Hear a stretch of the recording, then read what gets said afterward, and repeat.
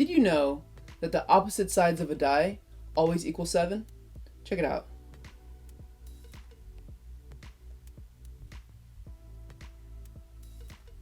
Now, if you did know that, you should hit that subscribe button. So today we're going to be talking about novelty architecture and memetic architecture. And because I'm terrible at paring things down, I have a ton to show you, and we're starting right now.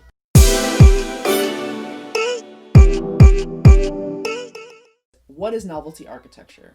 Simply put, programmatic novelty architecture are functional structures that are shaped like stuff for the sole purpose of grabbing attention.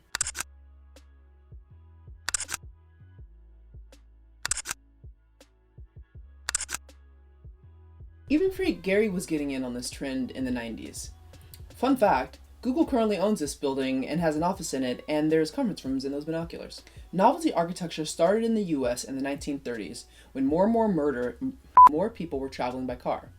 Businesses wanted to grab the motorists' attention and lure them to their diners, coffee shops, or other roadside attractions. And then their neighboring businesses started seeing that this was a very successful strategy, and then it just became one big unofficial competition where the biggest, most ridiculous structure was the winner.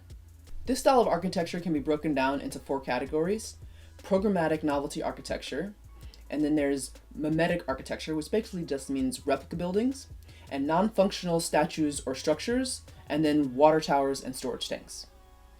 This was the Longaberger Company headquarters. They were an American distributor of baskets. The handles were heated so that the ice didn't collect on them during the Ohio harsh winters, and I guess in 2017 the basket business wasn't popping like it used to, and they had to sell the building, and now it's going to be transformed into a luxury hotel. Next we have the high-heeled wedding church in Taiwan. It's won a Guinness World Record for the largest high-heel shaped structure. Were there any competitors? It holds about 100 people and is a very popular place to tie the night. Apparently, the story goes that there was a woman and she got sick with Blackfoot disease, and then she had to lose her leg, and because she got her leg amputated, she had to end her engagement, and she was alone for the rest of her life. Poor girl. This church was apparently built in her honor, and it looks cool at night. This fish. Anyways, this is the National Fisheries Development Board in India. I have a picture here of what the architects proposed and what ended up getting built. I cannot find any credible source to authenticate this image, but I choose to believe that it is true, because that is more fun. Rumor has it was inspired by a Frank Gehry fish sculpture in Barcelona. They light it up at night, and it gives an illusion that it is swimming through water. Next up, we have Lucy the elephant.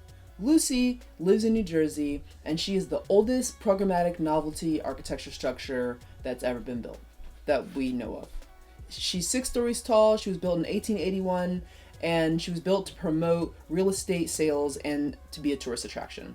In February 2020, she became the first and only National Historic Landmark to have an overnight guest. She went up on Airbnb for 3 nights only, and congratulations to those 3 couples who got to spend a night inside of Lucy. What do you think it smells like in there? It's like candles and porridge? I don't know. If you're one of those 3 couples that got to sleep inside of Lucy, comment below. People, we got questions. Other things in this category include the Statue of Liberty, the Kansas City Public Library, this thing called a mammy cupboard, this crab, and a dog bed and breakfast that we just so happened to pass by on a road trip when we were in Idaho. So the next category is about memetic architecture, and these are just replicas of buildings that already exist. I'm just going to say the whole Vegas Strip. I'm not going to go through each one. There's just a lot of replicas on the Vegas Strip. Then there's the Eiffel Tower. There are 30 different Eiffel Tower replicas all over the world, but one of them is really interesting. It is in China, and China actually has 2 Eiffel Towers. China is a master of mimicry and has created a real neighborhood to resemble Paris and the whole area around the Eiffel Tower, down to the last statue and bench. They hope that many wealthy Chinese people would flock to this area for a chance to own a home in this unique neighborhood.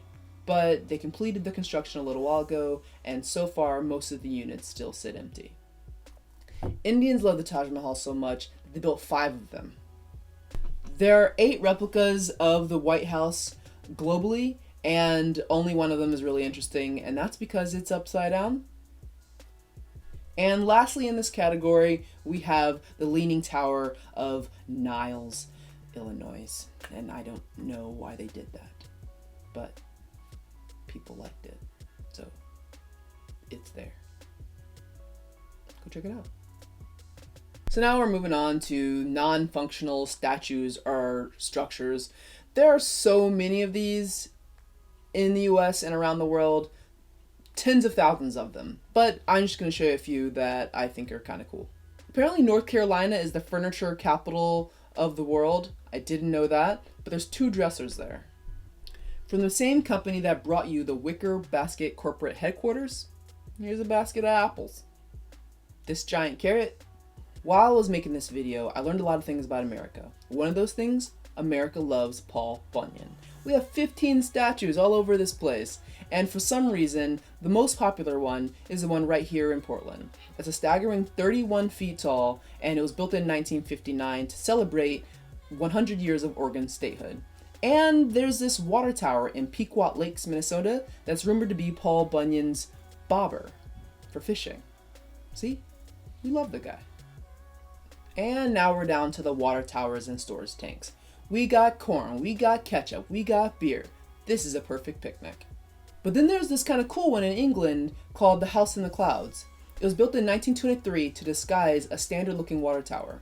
Over time, the water tower wasn't needed anymore, and it was transformed into a livable house with 5 bedrooms and 3 bathrooms.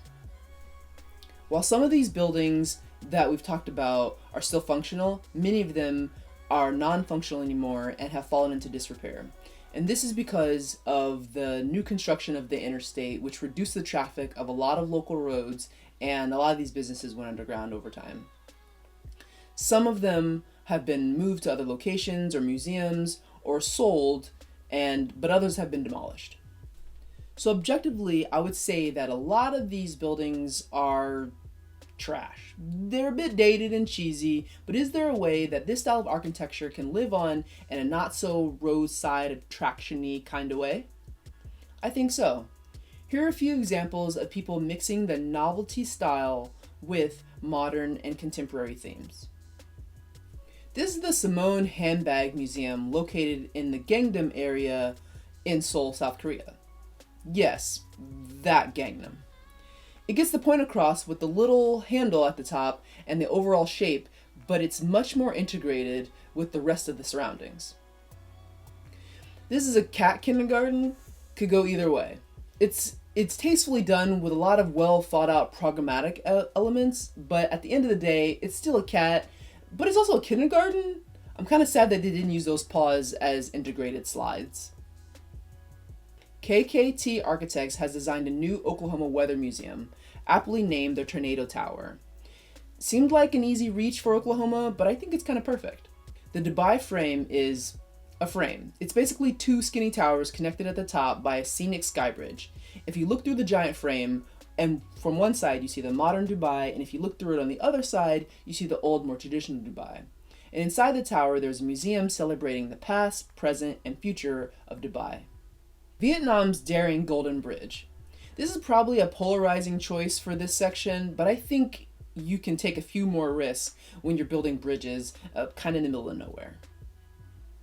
Speaking of the middle of nowhere, last, the Memetic house by Dominic Stevens, architect in Ireland. They used mirrored glass to reflect the natural setting, almost camouflaging the entire house.